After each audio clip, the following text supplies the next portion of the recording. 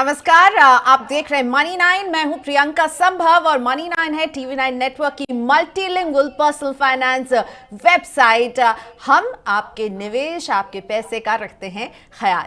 अगर आपने अभी तक अपने रिटायरमेंट को लेकर कुछ प्लान नहीं किया, कुछ नहीं सोचा है कि आगे जाकर के जब आप वर्किंग लाइफ से रिटायर होंगे तो खर्चा कैसे चलेगा, तो ये शो है आपके लिए। क्योंकि आज सेव नहीं इन्वेस्ट कर में हम यही बात करने वाले हैं कि रिटायरमेंट के लिए आप कैसे पैसा इकट्ठा कर सकते हैं, एक ठोस पेंशन प्लानिंग कैसे कर सकते हैं, क्योंकि बहुत सारे पेंशन प्लान है। तो एक एक करके तरह तरह के पेंशन प्लान समझते हैं, किसके लिए कौन फायदेमंद रहेगा ये भी समझेंगे। मेरे साथ हैं मनी एडू स्कूल के फाउंडर अर्नव पांड्या। हाय अर्नव, बहुत स्वागत है आपका।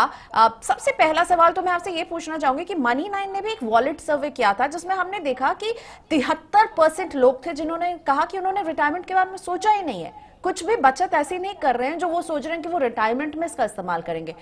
क्या आप भी देखते हैं कि रिटायरमेंट ईयर्स के को लोग ज्यादा प्राथमिकता नहीं दे रहे हैं, उनकी प्रायोरिटी लिस्ट में ये कहां नजर आता है आपको?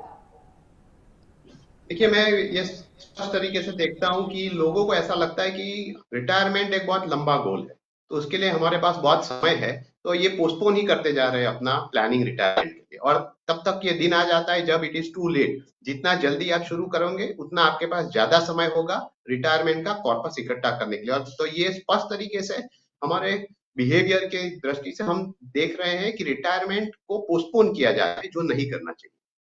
पोस्टपोन नहीं कीजिए, आज अभी से तैयारी शुरू कीजिए। और इसीलिए सेव नहीं इन्वेस्ट कर में आज हम बताएंगे पेंशन प्लान के बारे में। तो सबसे पहले वो पेंशन प्लान जिसमें आपको शायद महीने में 100 रुपए से भी कम प्रीमियम पेमेंट करना पड़े, वो है अटल पेंशन योजना। अर्नव, ये प्लान आपको कैसा लगता है, किसके लिए आप इसे सही मानते हैं? देखिए, अटल पेंशन योजना वो लोगों के लिए है जिनको इन्वेस्टमेंट कम करना हो और उसके सामने पेंशन भी कम आएगा। यानी कि इसमें आप 1,000 से 5,000 रुपये तक प्रति महीने पेंशन कमा सकते हैं। ये 18 से 40 की उम्र के लोगों के लिए है। तो इसमें आपकी उम्र के हिसाब से और आपको कितना पेंशन चाहिए उसके हिसाब से आपका प्रीमियम तय होता है। और ये कई 100 रुपीज या 1000 रुपीज तक जाता है, डिपेंडिंग। जितना आप लेट एंट्री करोगे इस प्लान में उतना आपका प्रीमियम बढ़ेगा। तो इसमें आपके एज और टाइम कितना बाकी है उसके मुताबिक प्रीमियम तय होता है। ये उन लोगों के लिए है जिनको बहुत अमाउंट निवेश करना नहीं है, बहुत रकम नहीं है उनके पास, लेकिन फिर भी अपनी पेंशन के बारे में वो कुछ प्लानिंग करना चाहते हैं। कैसे करता है? मैं अगर उस एज कैटेगरी में हूँ और मैं कम ही जो है वो इन्वेस्ट करना चाहती हूँ, तो मुझे इस पे इंटरेस्ट मिलेगा? अलग अलग कंपनियों के अटल पेंशन योजना है या बैंक्स के हैं, मैं कहाँ जाऊँ, ये कैसे काम करेगा, मुझे थोड़ा सा इसके बारे में समझाएंगे?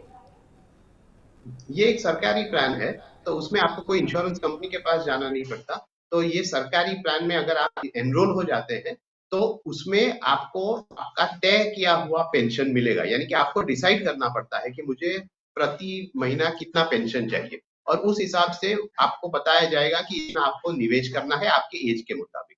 तो ये एक सिंपल प्रक्रिया है जो आप इसमें इस्तेमाल करके इसमें कम रकम से आप जुड़ सकते हैं।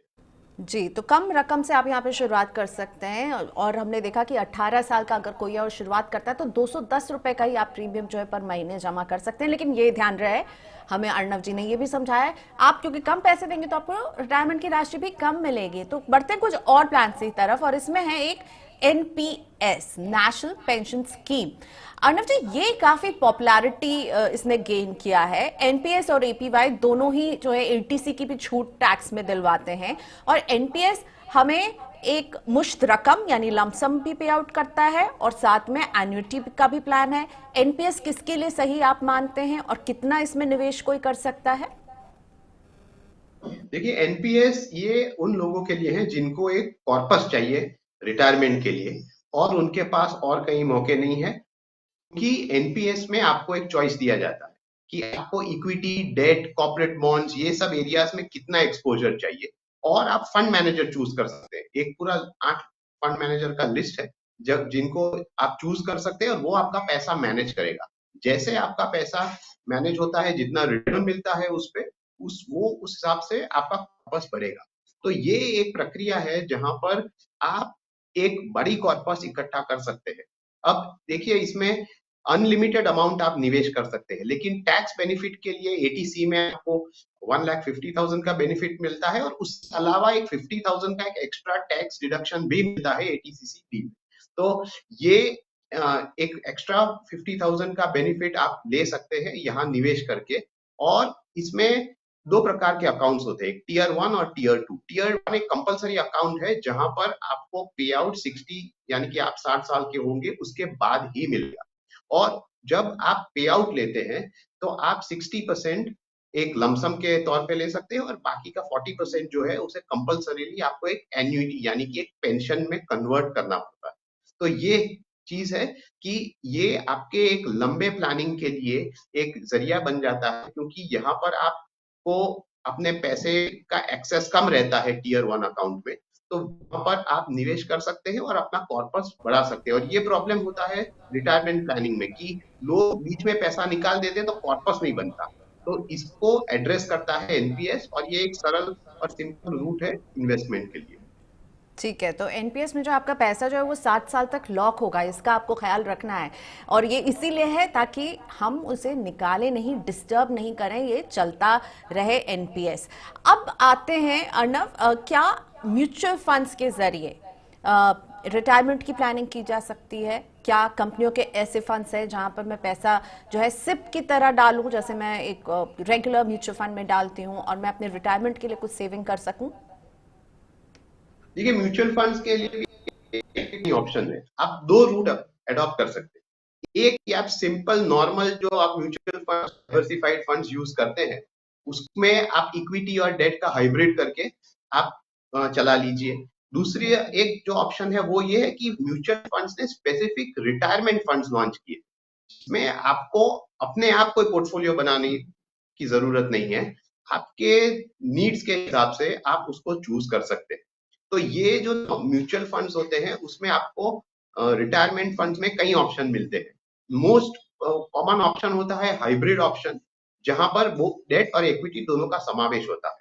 लेकिन हाइब्रिड में भी दो प्रकार के होते हैं, एक कंजर्वेटिव होता है जहां डेट का प्रोपोर्शन 60 to 70% होता है और दूसरा एग्रेसिव होता है जहां इक्विटी का प्रोपोर्शन थोड़ा ज्यादा होता है। तो आपके पास कई सारे ऐसे म्यूचुअल फंड्स है जो रिटायरमेंट प्लान्स लेकर आए हैं, जिसमें एक्सिस का रिटायरमेंट प्लान है, एचडीएफसी का है, आईसीआईसीआई का है। तो ये सब फंड्स है जहां पर आप निवेश करके इस प्रकार का एक्सपोजर ले सकते हैं जो आपको सूट हो, क्योंकि ऐसा नहीं है कि सबको एक ही प्रकार का एक्सपोजर मिलना चाहिए या ये सूटेबल है। तो उस प्रकार से आप इन फंड्स का यूज कर सकते हैं। अगर आपको फंड्स का यूज नहीं करना है तो आप अपना नॉर्मल फंड्स यानी कि diversified equity funds, date funds, balance funds, उनका भी मिक्सचर करके इस प्रकार का पोर्टफोलियो बना सकते हैं। लेकिन जिन लोगों को ये सूटेबल नहीं है या इतना ट्रैक नहीं कर सकते या इतना चूज नहीं कर सकते, उनके लिए इस प्रकार के रिटायरमेंट एक ही इन्वेस्टमेंट में उनका गोल्स संभव बनाते हैं। अच्छा, ये जो रिटायरमेंट फंड होते हैं, क्योंकि हम अगर एनपीएस में करें या एपीवाई में करें, अटल पेंशन योजना में, तो हमें टैक्स की छूट मिलती है। क्या म्यूचुअल फंड्स जो हैं, जो स्पेशली रिटायरमेंट से जुड़े हुए जो फंड्स हैं, क्या उनमें भी हमें छूट मिलेगी? क्या उनमें कोई लॉक इन पीरियड होता है? हम उनमें सिप के जरिए निवेश कर रहे हैं, लमसम के जरिए निवेश कर सकते हैं? देखिए, ये रिटायरमेंट फंड्स में दो कैटेगरीज है। कई फंड्स काफी पुराने फंड्स है जो 1990s में लॉन्च हुए थे, UTI retirement benefit pension plan, Franklin India pension plan, इस प्रकार के फंड्स जो 1990s और 2000 अर्ली 2000s में लॉन्च हुए थे। ऐसे तीन चार फंड है जहां पर आपको टैक्स छूट मिलती है निवेश करने पर भी, तो ये सेक्शन 80C में आ जाते हैं।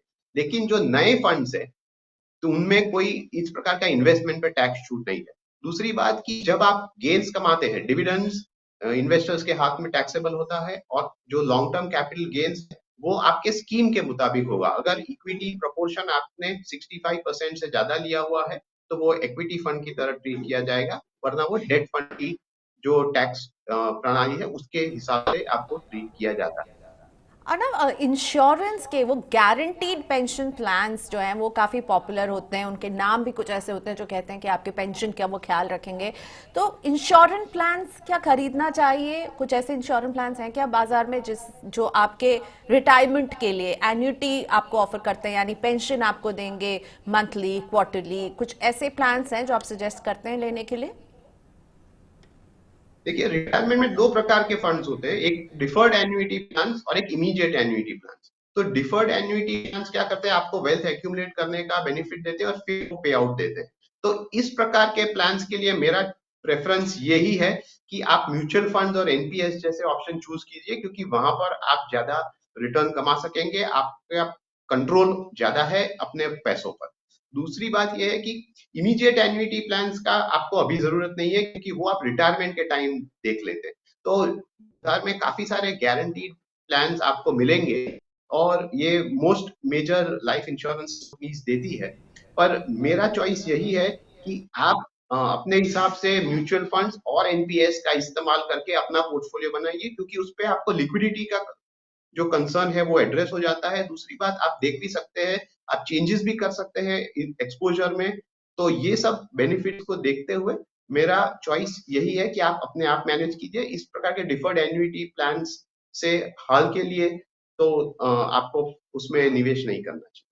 ठीक है, तो डेफर्ड एन्युटी इंश्योरेंस प्लान्स जो हैं वो आप ना खरीदें, क्योंकि वो इंश्योरेंस के लिए होते हैं, ना कि आपके रिटायरमेंट के लिए सेविंग करेंगे। अर्नब पांड्या कहते हुए कि एनपीएस और म्यूचुअल फंड आपको एक वेल्थ इकट्ठा करने में मदद कर सकते हैं अपने रिटायरमेंट के लिए। Thank you so much Arnab Pandya, आपने वक्त निकाला मनी 9 के लिए। इसी के साथ हम लेंगे इजाजत, लेकिन सेव नहीं इन्वेस्ट कर में इस तरह के इन्वेस्टमेंट से जुड़े टिप्स हम लेकर आते रहेंगे। आप हमारे वेबसाइट पर भी विजिट कीजिए, बहुत सारे आपको ऐसी फाइनेंस से जुड़ी अच्छी बातें मिलेंगी। Thanks for watching us.